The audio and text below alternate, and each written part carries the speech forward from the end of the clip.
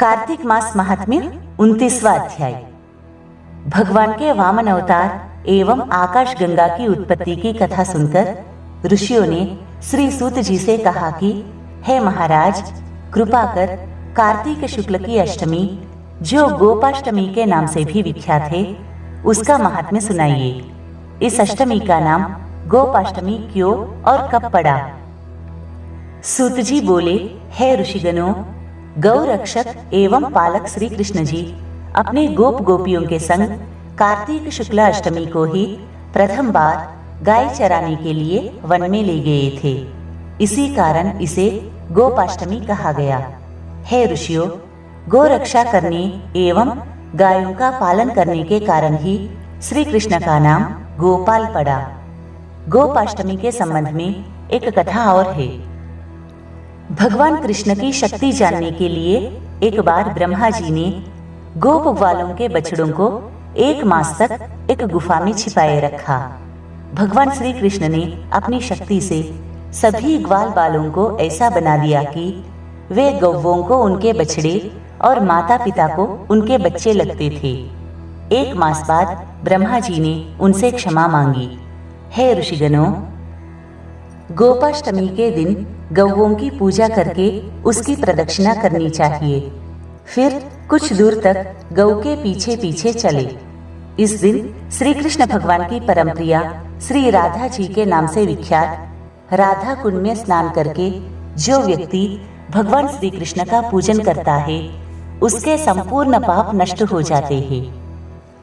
हे ऋषिगणों, इस दिन सायंकाल गोधूली के समय गायों के पीछे पीछे चलने से अनेक जन्मों के पाप समूल नष्ट हो जाते हैं। इस दिन गोदान करने से अनेक गौओं के दान का फल मिलता है और गाय की सेवा करने से परम पद की प्राप्ति होती है। कार्तिक मास महात्म्य 30वां अध्याय। महाराज पृथु ने विनय पूर्वक नारद जी से कहा कि भगवान, आप समस्त वेद शास्त्रों एवं पुराणों के ज्ञाता है, अतः कृपा करके यह बताइए कि किस देवता की कितनी परिक्रमा करनी चाहिए तथा उसका क्या फल प्राप्त होता है। यह सुनकर नारद जी बोले, हे राजन, ज्ञान वृद्धि एवं पुण्य प्राप्ति की दृष्टि से तुम्हारा यह प्रश्न अति महत्वपूर्ण है। सुनो। देवी की एक परिक्रमा, सूर्य और अग्नि की 7, गणेश जी की 3, भगवान शिव की आधी, पितरों की 3 अथवा 4, विष्णु जी की 4 परिक्रमाएं होती है। इस संबंध में मैं तुम्हें देवराज इंद्र और देवगुरु बृहस्पति का इतिहास सुनाता हूँ। ध्यान पूर्वक सुनो।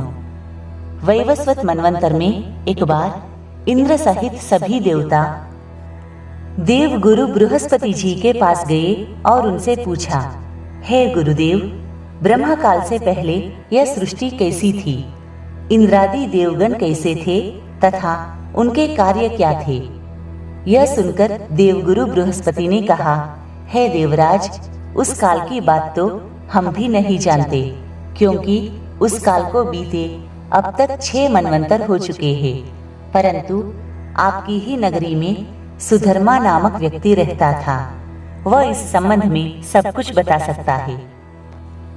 तब बृहस्पति जी सहित इंद्रादि सभी देवता सुधर्मा के पास गए। सुधर्मा ने देवगुरु बृहस्पति, देवराज इंद्र सहित सभी देवताओं का यथाविधि पूजन और आदर सत्कार किया। देवराज इंद्र सुधर्मा की राजलक्ष्मी एवं वैभव देखकर दंग रह गए। उन्होंने पूछा, हे सुधर्मा, इतनी राजलक्ष्मी और वैभव तुम्हें कैसे प्राप्त हुआ? तुमने ऐसा कौन सा यज्ञ, तप अथवा दान किया है जिसके प्रभाव से ब्रह्म काल से पहले की बात भी जानते हो? यह जानने की हमारी प्रबल अभिलाषा है। देवराज इंद्र के आग्रह पर सुधर्मा ने कहा, हे देवराज, जब चारों युगों की 1000 चौकड़ी बीत जाती है, तब ब्रह्मा का एक दिन होता है।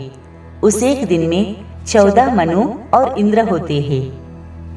जब हम विष्णु लोक में थे, तब वहां पर रहते हमारे सामने इतने ब्रह्मा हो चुके हैं कि हम उनकी गणना भी नहीं कर सकते। उसके बाद ही हम यहाँ स्वर्ग में आए। हे देवराज, हमने जो एकमात्र अच्छा कर्म करके इतनी लंबी आयु पाई है, उसका इतिहास सुनो। अपने पूर्व जन्म में मैं मांस भक्षी गिद्ध था। एक बार कार्तिक शुक्ल पक्ष की नवमी को मैं श्री विष्णु के मंदिर पर बैठा था कि एक शिकारी ने आकर बाण मारा, जिससे घायल होकर मैं विष्णु मंदिर में जा गिरा।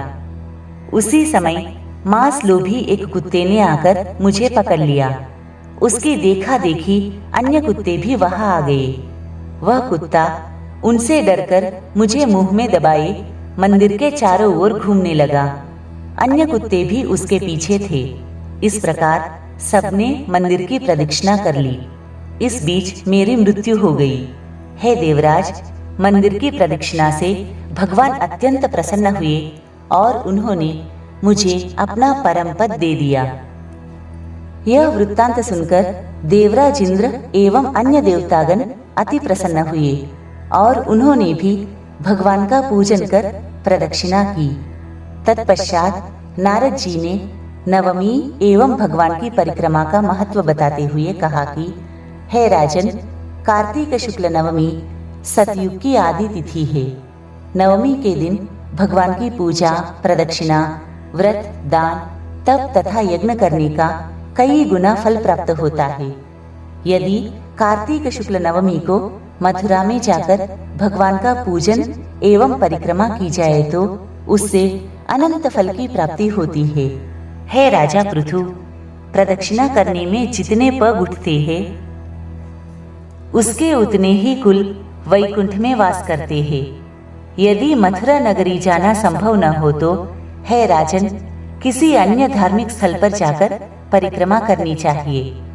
यदि यह भी संभव न हो तो किसी ब्राह्मण की, भगवान विष्णु की प्रतिमा की, गौ, तुलसी अथवा शालिग्राम की परिक्रमा कर लेनी चाहिए। हे राजन, तुलसी जी अथवा शालिग्राम की प्रदक्षिणा करने से समुद्र सहित संपूर्ण पृथ्वी की परिक्रमा करने का फल प्राप्त होता है। कार्तिक के शुक्ल पक्ष की नवमी को गौ, ब्राह्मण, देवालय, तुलसीवन, साधु, वैरागी, जीवन मुक्त, परमहंस, गृहस्थ, वेद, उपवेद तथा पुराण, ये सब ग्राम में ही निवास करते हैं। अतः अपने ग्राम की प्रदक्षिणा करने मात्र से ही सभी की प्रदक्षिणा हो जाती है। हे राजन, यदि ग्राम की प्रदक्षिणा करनी हो तो प्रातःकाल स्नानादि से निवृत्त होकर कमंडल हाथ में ले ओम नमो भगवते वासुदेवाय का जाप करते हुए सूर्योदय से पूर्व ही प्रदक्षिणा आरंभ करे। ब्राह्मण, देवस्थान अथवा शालिग्राम की प्रदक्षिणा सूर्योदय के बाद भी की जा सकती है।